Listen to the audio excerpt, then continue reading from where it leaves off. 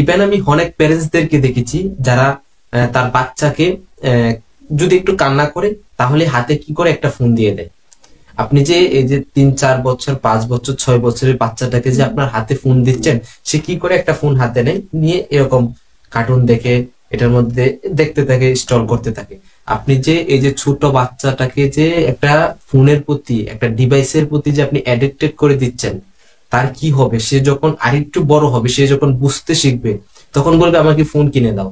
তখন বলবে আমার এটা ভালো লাগে না, আমার পড়া ভালো লাগে না, আমাকে ফোনে এটা দাও ওইটা দাও। অর্থাৎ আপনি যে ডিভাইসের প্রতি তার যে মনোযোগ, সেটাকে যে আপনি ওইটার ভিতরে দিয়ে দিচ্ছেন, এটা কিন্তু আপনি একদম রং করতেছেন। এখন আপনার বেনিফিট কি? এই যে আপনি যে, যেটা আমার বাস্তব দেখা, আমি এটা বাস্তব অভিজ্ঞতা থেকে বলছি। আমার এক আত্মীয় বলতে পারেন, তাকে আমি দেখি যে একদিন দেখি বাচ্চা কান্না করতেছে।